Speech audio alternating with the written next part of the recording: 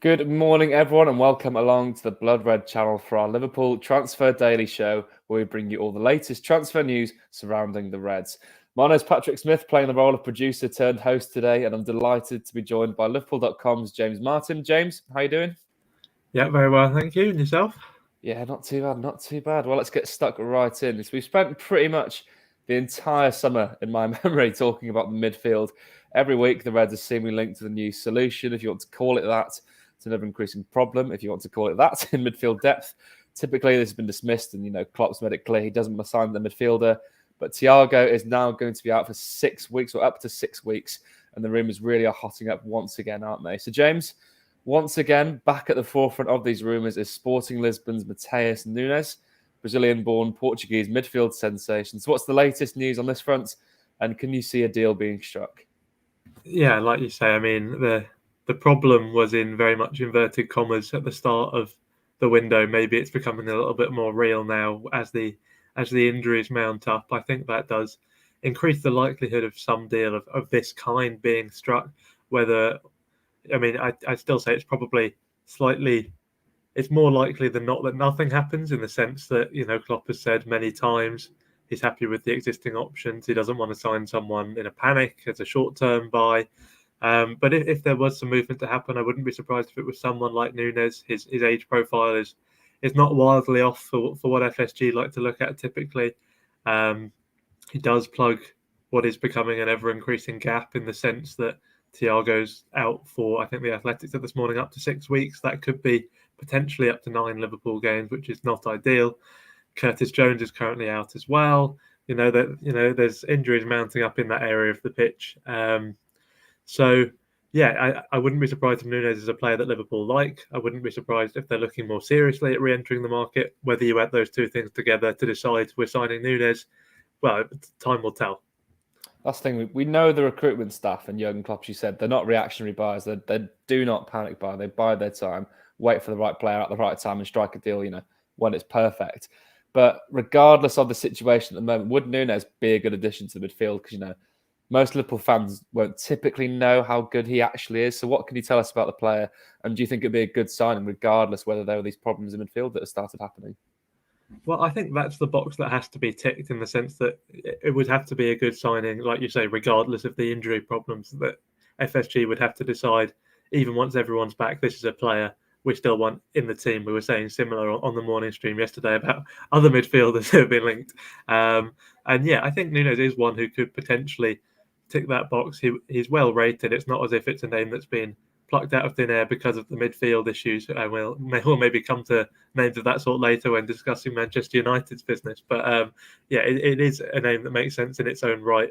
I think one of the things that could appeal is that he has that kind of well-rounded game. He's not a number 6, in the sense that he would come in as Fabinho cover. I mean, if you look at Sporting last season, they had Joao Palhinha in that role, who we saw against Fulham, of course, having just gone there.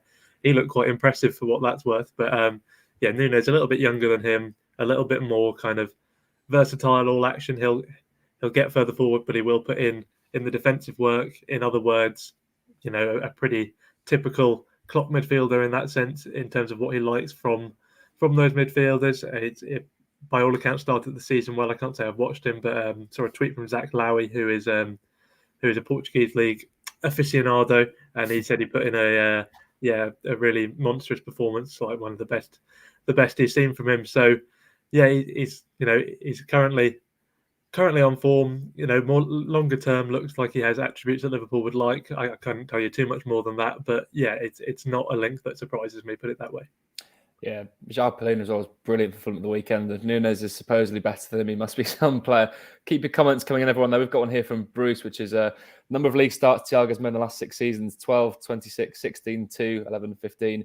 These are similar to Ox and Cater since he joined. What's really stopping us from buying one? So, James, what is really stopping us from buying a midfielder, do you think?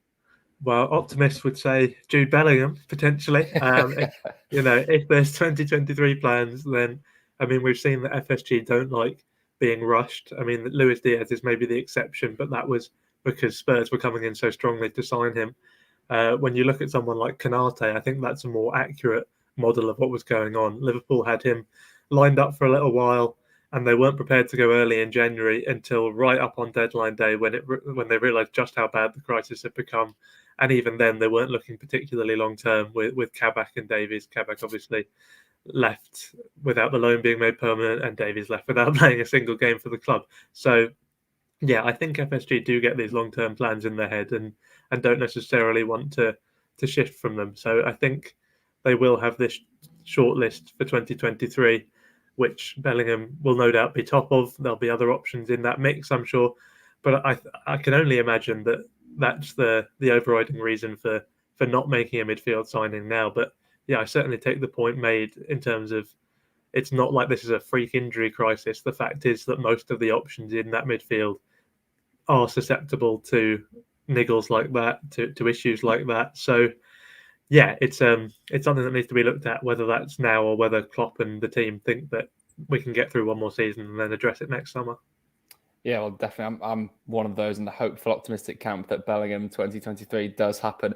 But even if you're one of the most pessimistic Liverpool supporters, Nunes would be certainly a confidence-boosting signing, I think. Yes, Paddy Power, we're looking at you with your little comments about the online Liverpool fans.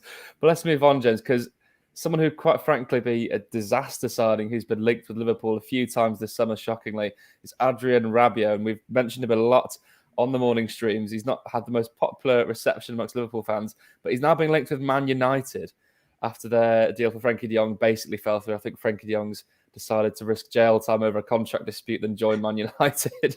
So let's move on to Rabiot, though, James. I mean, what are Man United thinking with this signing? Yeah, I mean, I don't know where to start with it really. I'll start with a plug. Did a piece on essentially this yesterday for Liverpool.com, so check that out if you want to read my full thoughts on exactly what they're thinking. But the gist of it is, I really have no clue. I don't know what sort of strategy goes from Frenkie de Jong as first choice to Adrien Rabiot as the backup to that. They're not particularly similar players. They're very different in terms of age profile, in terms of promise. You know, you'd be signing Frenkie de Jong for the future. You'd be looking to actually build something, maybe implement a footballing philosophy. Of course, you've got the links with Ten Hag there in terms of they work together at Ajax. And then you come to Rabiot, who's just been sort of coasting along at Juventus for the last 2-3 seasons, and you know they want rid of him. They don't particularly like him anymore. He's just he's fine. That's all he is. He's fine. He's a bit of a nothing footballer. You know, he does everything okay, but there's nothing which he necessarily excels in. He's not particularly creative at all. He doesn't progress the ball that much. You know, it's the links to Liverpool. I think actually made a little bit more sense. I still wouldn't have wanted him, but in terms of what he would bring, in that he does have that capacity to play in the defensive midfield role quite well. His stats for like pressures, tackles, interceptions, that's where he maybe stands out as okay, maybe that's his strength. Whereas for United, who are trying desperately to improve on this kind of turgid, you know, McFred midfield as it's called, you know, Rabiot is very much a similar kind of player. It's like okay, he'll just be there and he'll be fine. He'll be, you know, he maybe won't necessarily make tons of errors, but he's not going to elevate the team to the next level by any stretch of the imagination. Yeah, it's just a baffling one to me. Not only do you sign Adrien Rabiot, as well, you sign his mother, Veronique, who's heavily involved in his career. I think she's his agent as well, so that's an interesting story. If you've not heard of that, give that one a Google, everyone. But this comes basically after the Frenkie de Jong deal fell through for Man United. Now, is there any chance that Liverpool could do a shock swoop for this? And would you entertain it at all, James? I mean, Frenkie de Jong to Liverpool, imagine that if that was to happen. Because Barcelona are desperate to sell players, aren't they? And none more so than Frenkie, who's not been paid for a very, very long time. Yeah, I mean, you mentioned his contract dispute. I think that would maybe be the decisive factor in Liverpool not getting involved in that one. I mean, he's already on extremely high wages. And there's a little wonder he doesn't particularly want to give up that contract. And then there's the deferred wages to deal with. Chelsea have been linked, and some reports have said that they'd be willing to pay the deferred wages to get the deal over the line. I'd be surprised if Liverpool were so accommodating. You know, it's Barcelona's mess, and there's not a particularly strong incentive to bail them out of it.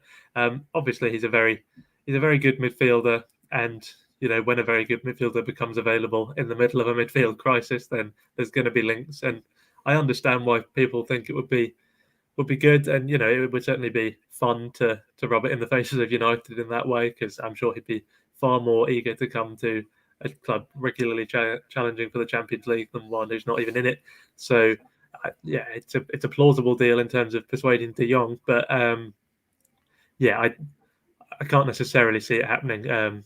Mainly for logistical reasons, but also for footballing reasons. He's very good. Is he necessarily what Liverpool are looking for? What gap would he plug? I mean, we've seen at Barcelona even he's had problems in terms of where exactly is he going to fit into this team. He's played everywhere from attacking midfield to defensive midfield, and most recently he's even been dropped in at centre back by Xavi. So yeah, it's that kind of, it's almost a luxury utility player, if you like, someone who can plug in anywhere in the midfield. And maybe that's helpful when there's so many injury-prone midfielders. But I think really Liverpool are going to have a more of a vision of, this is the exact kind of player we want. Someone like Bellingham who will come in and really fill a specific need rather than a general squad need.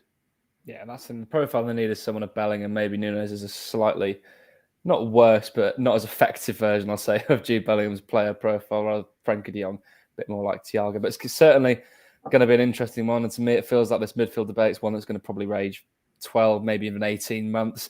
Who knows? Maybe Julian Ward will conduct some shock business and the Portuguese transfer expert will bring us Matheus Nunes back. But everyone, that is all we've got time for today. Thank you so much for joining us on the Blood Red channel and Liverpool.com social channels with myself, Patrick Smith, and James Martin. Be sure to check out all the latest articles on Liverpool.com. And of course, make sure you're subscribed right here on the Blood Red YouTube channel so you don't miss a beat in Liverpool's latest transfer updates. Thank you once again for your time and your company, and we'll catch you again soon.